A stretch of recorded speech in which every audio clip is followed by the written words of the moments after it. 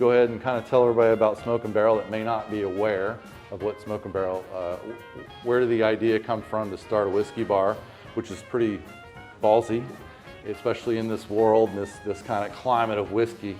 But where did it start? Where did the idea start from? And kind of run us through a little bit of a timeline over the last, let's say, year and a half. 2 years. 2 years. We'll say 2 years, right? So, you know, whiskey I started about 2020, and I get into it. I was a craft beer guy before, and going to a little store in Madisonville called the Riverbend Grocery, right? And so go there and start drinking different bourbons, and you're really getting into it. And then, you know, we lucked up and get a great bourbon club in Madisonville called Flight Krewe and Triple Nickel, which is a restaurant there. And I started going to the bourbon clubs there and start finding more and more about bourbon and you know, enjoying it more and more. And so I said, oh, this is great. Well, then a buddy of mine, a good friend of mine, Jose, who owns Tacos and Beer, comes to me one day and he says, hey man, I'm looking at getting a building. Why don't you come up here and take a look at it? Okay. So we go up here, we take a look at it. He goes, you think it'd make a good bar? Yeah, it probably would. It'd make a good bar. He goes, you want to start a whiskey bar? I said, buddy, I've never worked in the industry. I've never worked at a bar, in a restaurant, anything like that. He goes, it's okay. I know the industry side. You know the bourbon side. I'm like, well, yeah. And me being the guy I am, I'll do anything once, apparently. I've done that a couple of times. And yeah. Hold on, anything or almost anything? No, it's pretty much anything. Okay, just checking. It's pretty much anything. All right. So I said, yeah, let's do this, right? So his brother-in-law owns Whiskey and Ash in Slidell. So my wife, Mallory, and Jose and his wife, we go to Whiskey and Ash, and we're talking to Gilbert up there, and he's telling me a little bit about it. And, you know, I asked him a little bit about the build-out process and how much, and he tells me all of this stuff. And so, yeah, we can make this work, dude. We can do this. This is a great idea, you know. I love bourbon. This will be fun. I like talking to people and all that good stuff. And so we start the build-out process, right? And midway through, I'm like, that number just sounds off that Gilbert gave me. Like, I think it cost a lot more than what he really said. So we went back up there a second time one night, and I'm talking with Gilbert. I said, buddy, you told me this number, and I got to be honest with you, it's a little bit past that. He goes, I said that? I said, yeah. He goes, oh, I was drunk that night. I said, dude, I based my whole decision off of what you said that night, right? Come to find out, he was just drunk and talking shit, apparently. So, sorry, I stuff. But, so yeah, so we're in it now, right? And so we start the bar in Ponchatoula, and essentially what we wanted to do was bring something to the area that they don't have around here. A nice establishment that's, you know, maybe whiskey forward, right? Smoke and Barrel, we were supposed to sell cigars as well and have a smoking room, but they voted me down. That's fine, saved me some money in the long run. But, boo, a lot of people say that, but it did save me some money, so we could open. And then, you know, we wanted to build something that they didn't have in the area for adults to come. We're not necessarily geared toward college kids. I mean, I'll take their money all day long, but this is a spot that's supposed to be relaxed atmosphere, as you can tell by the furniture. You know, kick up your feet, watch a game, you know, enjoy it. It's building community. Yeah. You know, Lucas said it best the other night, right? Why do we make bourbon? Or not we make, but why do they make bourbon? It's to build relationships, right? It helps give you some freedom. Maybe sometimes people are a little reserved to talk, and they get a drink in them, and guess what we're doing? We're now sharing stories over bourbon that you normally wouldn't have shared before, and you made another friend. And we see it here happen every weekend, and it's great. And that's what it's about, right? And it's just, you know, a place for us to come and hang out and just be relaxed atmosphere, no fighting or anything like that, and just enjoy good bourbon, good stories, and good people. Yeah, that's very rewarding. We've been here quite a few times and enjoyed ourselves every time and met different people every single time we've come and enjoyed it, and can't say enough about it. I mean, even coming from an hour away, people still are gonna keep coming back because it's worth it when you create that atmosphere. Yeah, well, if you don't enjoy it, don't tell nobody. It's always gonna be one night. Just right? FYI, don't say nothing. Can you tell us a little bit about the space itself and what was here before and kind of what y'all went through to create such I wish a I could show you masterpiece? pictures on here, right? So it was an old antique shop is what it was. We walked in, you had basically 4 bare walls of plaster, right? And we knew there was brick behind it because you could see some of the original brick and just concrete floor, right? There was no plumbing, no anything. And so we walked in and I was talking to the contractor and he says, what do you want to do? I said, I want a bar. He goes, well, yeah, but what do you want? I said, a bar. And the contractor has built bars before, and I said, well, you know what to do. You build one for me. Yeah. You let me know what we need to do. He says, nope, that's not the way we're going to do it. So he made me sit down and draw out to plan, you know, what I want on each individual wall and what I want the bar to look like. He said, I'm not doing anything until you draw it out. So we had quite a few nights, sessions of drinking between me and my wife, Jose, and his wife, and we looking at what do we want, looking up pictures online and things like that, and we came up with some ideas, and I got outvoted on the color, I'm not gonna lie, the green wall, and it turned out nice, it turned out really good. Controversy But I of the wanted, green wall I wanted versus blue. I wanted a dark blue. But Which else vote? Anybody, blue or green? I honestly say, so we painted it one time, and we're sitting here, I'm like, I don't know about the color, right? He said, don't worry, we got to do a second coat. Once we painted the second coat, I went, yeah, it works. Like, it worked. I think it worked a lot better than blue. It came out really well. And so basically, we drew up what we wanted on each wall. Now, the wall behind the bar with the exposed brick, I literally got up there with a 3-inch chisel and a hammer and chiseled that whole wall. It took me 3 days to chisel all the plaster off. Then I pressure washed it and sealed it and all that good stuff. And yeah, that was quite the feat. And then so the big wall you see against where the green is, that was all plaster as well. And we talked about exposing the brick there. And after the 3 days on the small wall, I said, hell no, we're not doing that. Let's just cover it up. So we went with the wood and covered it all up instead and did some artwork from a local artist right here, Mandy May. And so yeah, so then we got, we had ideas of furniture we wanted in here. We did a lot of furniture shopping. We did, a lot of barrel work in here. If you see for Monkeys in a Barrel, we did a barrel table up front. We have the sign behind me, which is, Pecky Cypress he did for us. The bar front, which is all old whiskey stains. One of a kind. One of a kind around here for sure. Yeah. No other like it? No other one like it around here. And then the lockers in the back, he built that as well. So we do have a locker program for people to come and put their own whiskey in. Okay. Share events like this and share whiskey with different people. And basically, again, going through the whole building community part of it, right? You have whiskey, lockers or clubs, if you will, and they come in and we'll have people and sit around one night and have 3 people who've never met before open their locker and just start sharing bourbon and talk, and next thing you know, they leave as friends. That's awesome. Tell us a little bit more about the locker program. You still have some lockers available? We do. Okay. We have a few left. Yeah. So if you're seeking, this is for people online, obviously most people here probably already have a locker. We have Mr. People online. John Bohning. Like to get a locker. Thank you. Hello, hello. Good to have you. I appreciate you coming out. I know every day for most people is valuable time away from their family, and we appreciate your time and your continued support in the industry. Tell everybody in the room that may not know you and or online a little bit about you, Bohning's, a little bit about your family history and y'all's enterprise that you have here in the local area. Sure. So my name is John Bohning. I'm a 5th generation grocer in town. We've got 4 locations in the Tangible Hoe area, Bohning's being our oldest here in Ponchatoula. The second one is Robert Laranja and Beatico Supermarket being our newest location.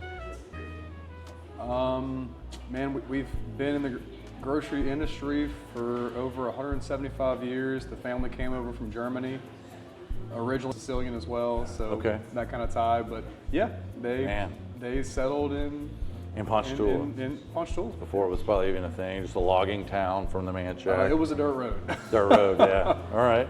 No, there's a lot of different history elements with Ponchatoula. Oh yeah. Different between the Germans, Italians, and all the different groups, and the Hungarians that settled this area. So really neat history. Okay, so you have the supermarkets. Give us a little connection to the whiskey. So my connection to whiskey actually started in COVID, honestly. I had my first pour of Whistle Pig, the Blue Label, what's that, 13 or 15? 15 year, I believe? 15. And then it kind of stemmed from there, got involved in a few different groups, reached into Raybuck, Perkins. This is our 3rd year or 4th year? I think it's our, yeah. For your involvement. For our involvement. I think this is our 4th year. Yeah. Yeah, because you're 5. Yeah. So this is our 4th year at Raybuck Perkins. I mean, it's just been an incredible journey through the grocery store, getting more involved with bourbon and barrel picks and different things. That's amazing. So you guys obviously have a bourbon or whiskey selection in your groceries. Prior to your involvement and getting into whiskey, did y'all do many barrel picks, or no? How involved were your dad and the older generations into doing the whiskey nerd stuff that we do? They weren't, to be honest with you. Like, man, they would just buy like Crown Royal, Maker's Mark, different things like that. That Shelfer were on stuff. deal. That the average Joe's mixing with. Correct. Probably, yeah. They never did any true barrel picks until I really got more involved in that aspect, I'd say. Okay. Awesome. First pick y'all did? Was the Old Soul. The Old Soul. Yeah, Old Okay. Soul. Oh man, don't mean to lie to you. It was the older label. Yeah. That was, No, I'm the familiar. tan one. Yeah. And then you did your Maker's Pick, which Yep. you brought one here, which will be one of our door prizes. Yeah. Excellent. Yeah, no, it's a really good one. Well, thank you for that. Appreciate the introduction to your brand and your family, and thanks for attending. I'm going to bring up Lily next to kind of coincide. You stay up because you do have involvement, and we'll talk a little bit about Raybuck Perkins and this little segue for your relationship with the raffle as well. Hey, how are you? Good, how are you? Good. I appreciate your time and coming out. Thank you for having me. Tell us about your connection with the Raybuck Perkins raffle Okay. and how long it's been going on. Tell the listeners a little bit about the entire now, 5 years? So we're going on 6 years. This is This is year our sixth six. raffle. Okay. So this is our sixth annual bourbon raffle for Raybuck Perkins. It started back in 2021. They were trying to find a way to, since COVID, everything was kind of shut down. They were trying to find a way to have a nice raffle to support Mary Bird, and kind of how Jayson said, bourbon's such like a big community and like creates so much friendship and network that it kind of made sense, making it with bourbon. So at first it started off as like anything and everything we were taking. I think the first year we ended up raising like $75,000 around that range. And then year after year, we've just been going to that 100,000 mark and passing it. Last year we were able, for our fifth year, to get over $500,000 raised for the raffle, which was great. Something that's amazing is 100% of the proceeds go directly to Mary Bird Perkins. So it's people who are in our communities who are receiving treatment, their families that are going through it. All of the proceeds go straight to them and what they're going through. So that can be anything from gas cards, nutritional supplements. It's sometimes paying one of their bills since they can't work during treatments. So it's really it's an amazing raffle. It's a really good camaraderie, networking, and just coming together for something that usually hits home for a lot of people. Cancer is somehow tied to everyone's life one way or another, whether it's a relative, they personally have it, friend, family member, whatever it is. So it's just something that we can do to, bring everyone together and, be a huge support system for the patients that are going through it locally. So like I said, this is our 6th year doing it, so we're really excited about this year going into it. We have some really awesome top prizes so far. I'll pause you right You're good. there. One quick question. Yes. And this is where it's going to tie you in. How is this all possible, thinking about the amount that's been raised and the bottles that you're raffling in this giant raffle? How is that possible to get all these bottles and still make that amount of money? Who are the contributors? So we have, of course, our lovely retail sponsor, which is John Bohning and Bohning Supermarket. So they have been our retail sponsor for 4 years now, which is amazing.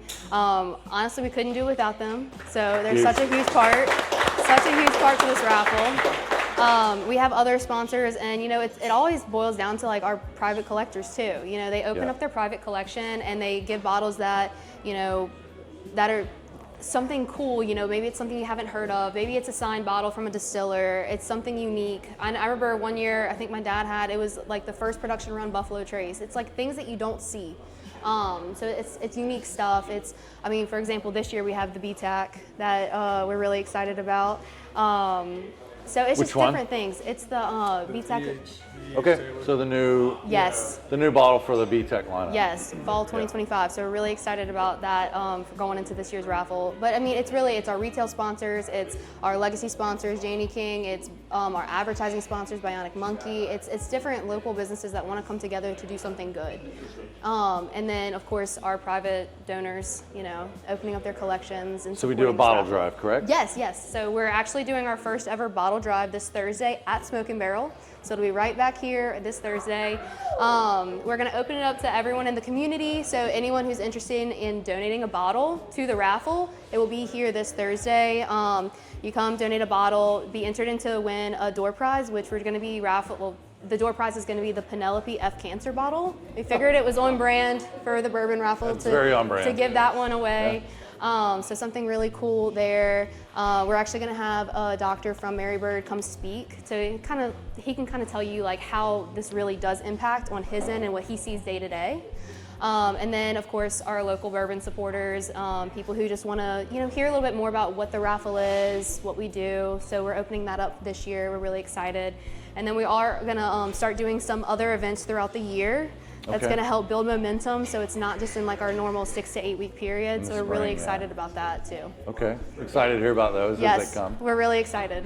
Well, good, excellent. And give us the date for the actual raffle. Okay, the actual raffle will be April 30th.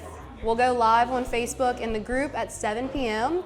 And that is when we'll see who our lucky winners of some rare, amazing bourbon will be.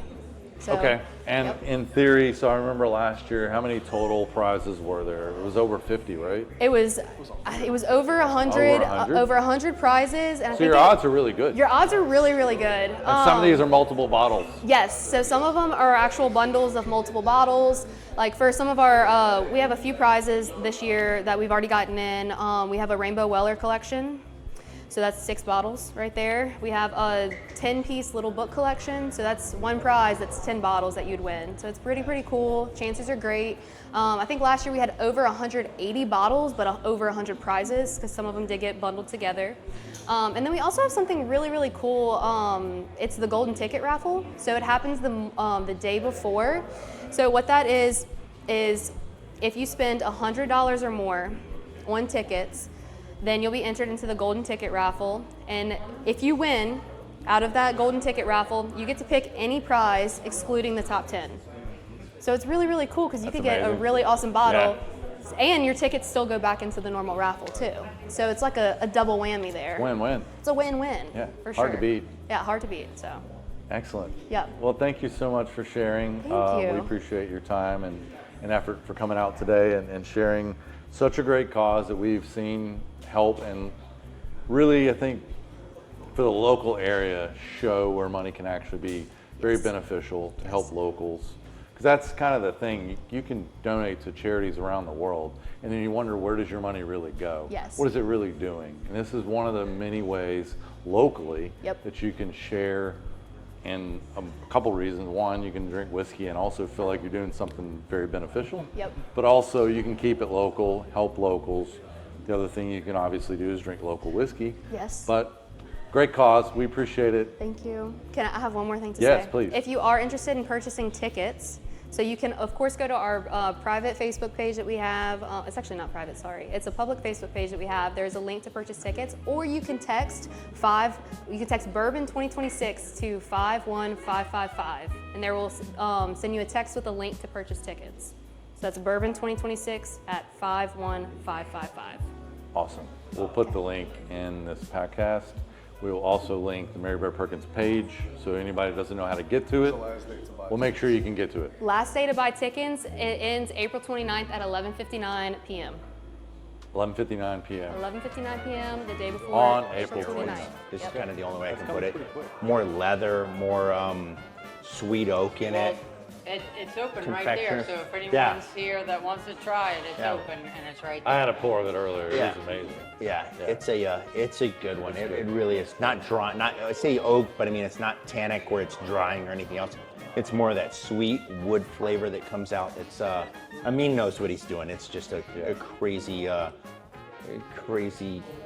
confectionery sugar thing he put together. So it's nuts. Those are the best. I love picks like that. Yeah. For you guys, 2 releases we talked about tonight that we haven't talked about before ever.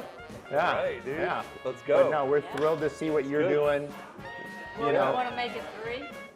So in April, we will have a copper and cast coming. That will be their last, right now, their last Florida age, about 9.5 years. Crazy picks that had the governor on it was a Florida pick from Copper and Cask. When they asked us if we wanted to do a pick with them, we said, hey, do you have anything left in Florida? You go, hey, we weren't really going to release it, but we do have one more barrel out of Florida. Yeah.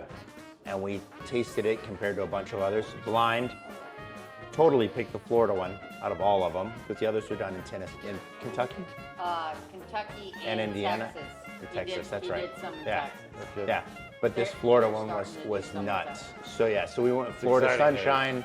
Yeah, it's a really cool logo my daughter put together. It's gonna be on the back of it, and it's just typical. It's crazy good. It's a short barrel. It is. Trust me, with Florida heat, it evaporated, but it's. Yeah. Did that one too. I forgot about that. Thanks. Oh yeah. Well, thanks for. So at 3, right? There you go. How about that? I mean, it Yeah. could be better than that. So 3 new you heard drops it here. on your podcast. Yeah. Love it. Yeah, happening. We appreciate you guys. Yeah. No. Thank Thanks, you so Dylan, much, so Dylan. much. Absolutely. Really appreciate it, brother. Jayson, Thanks for having us. DK, Thank you. Gina, Yeah.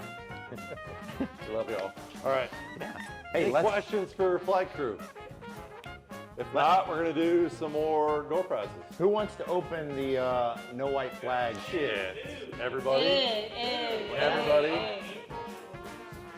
This Probably- is probably going to be Probably May. in May. Because May actually is ALS month. Yeah. So we're gonna hold.